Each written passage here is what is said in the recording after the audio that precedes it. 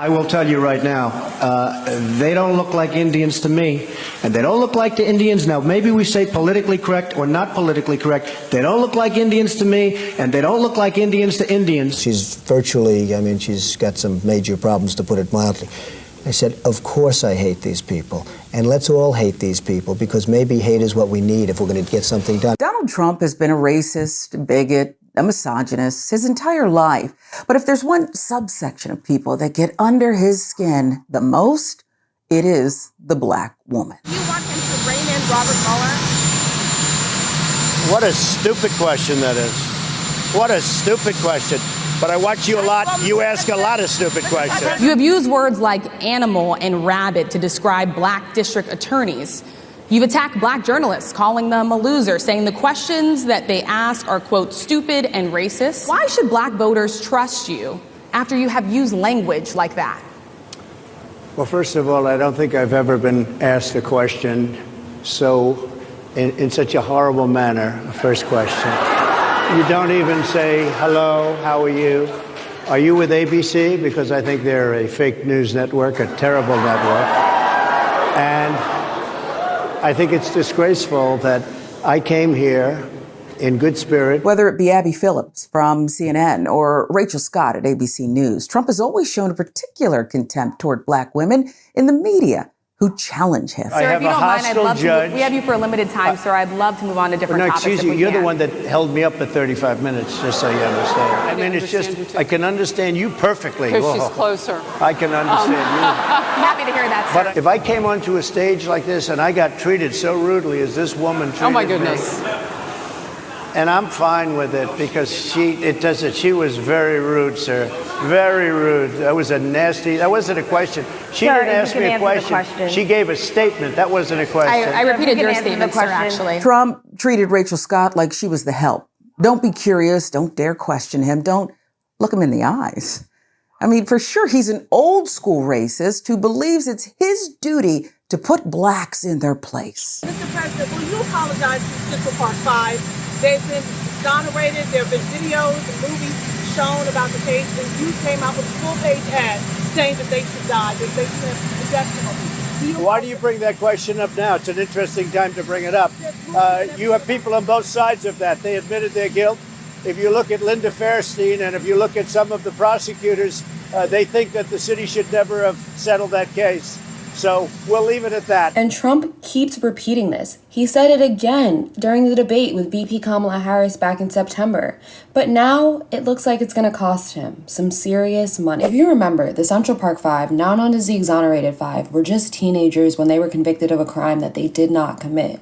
1989, they were accused of violently raping and assaulting a woman in Central Park. The police coerced false confessions out of them, and despite recanting those statements 2 weeks later and little to no evidence, they were still sentenced. Thankfully, their wrongful convictions were overturned, and the man who actually did it admitted to it. Still, Donald Trump has held on to the lie that the five are guilty for over 35 years. Live in front of 60 million people, Donald Trump once again questioned the innocence of the Central Park Five. He claimed that they all pled guilty, which is a lie. They all pled not guilty. He then said that the victim died. Wrong again. No one was killed by the Central Park Five or anyone else during this crime. Straight up lies. Donald Trump's words have consequences, whether he would like to believe that or not. Now, the Exonerated Five are suing the former president for defamation. In the lawsuit, they called his claims, quote, false and defamatory and extreme and outrageous. But let's let you hear it straight from the source. Could you just read it for me to share what someone said to me? You know, I carry this with me as a reminder that I can't live in fear. I have to live full so that I can die empty. But this letter right here says the Lord will punish Yusef for what he did to that poor defenseless girl. And then directing their attention to my mother, you will also be punished for raising such an animal. He does not deserve to live, and neither do you. Folks sent this to us. They sent us letters like this. I have a whole billfold full of them. Listening to what these men and their families had to endure is absolutely heartbreaking. And the fact that Trump still won't admit that he's wrong makes one thing abundantly clear. He doesn't care. It was all on the heels of that ad that Donald Trump placed in New York City's newspapers. Even folks like Pat Buchanan said, well, let's just take Corey Wise and hang him from a tree in Central Park. And he was urging us to do this by June 1st. And they sent that to your house. Yes. I mean, it makes your stomach turn to think of you as a 16-year-old knowing you didn't do this, reading that, and for your mom to have to read that.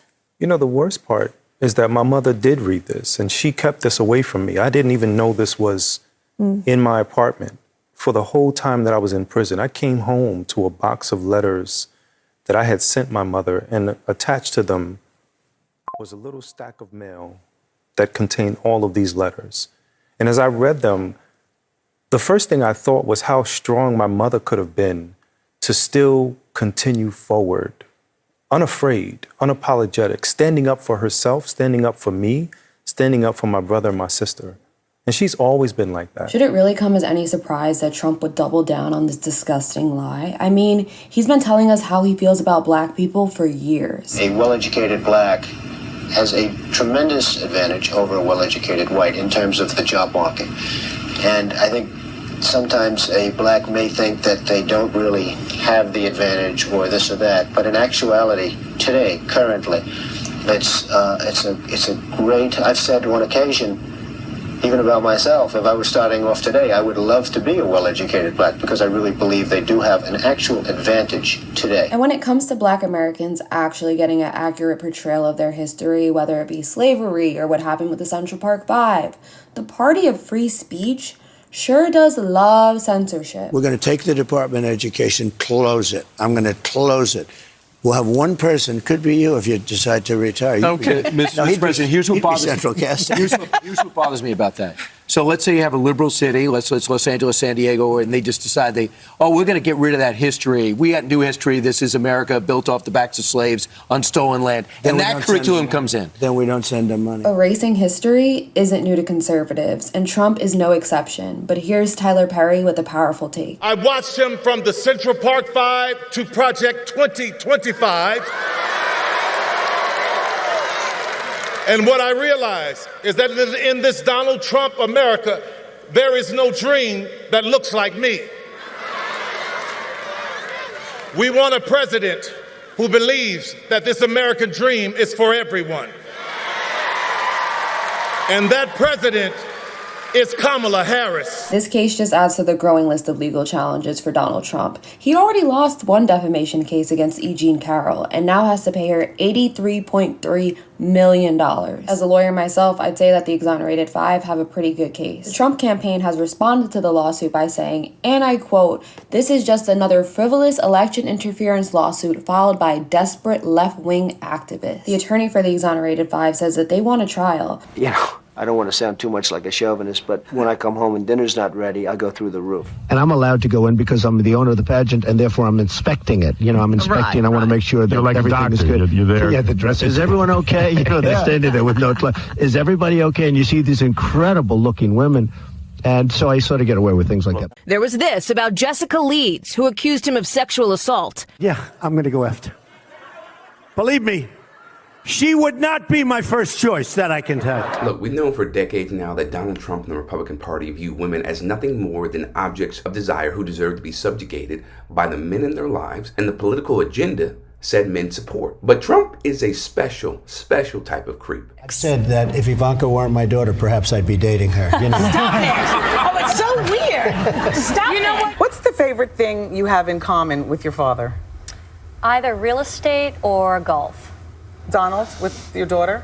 Well, I was going to say sex, but I can't relate that. Donald Trump has always been proud of his daughter. In a Rolling Stone article, "Yeah, she's really something, and what a beauty, that one. If I weren't happily married, and, you know, her father." Can I say this? A piece of ass. Yeah. She looks more voluptuous than ever. She's actually always been very voluptuous. She's tall. She's almost 6 feet tall. No matter how many times you see these clips, it just keeps getting worse and worse. And it's no secret that Trump's personality, rhetoric, and actions appeal far more to men than women.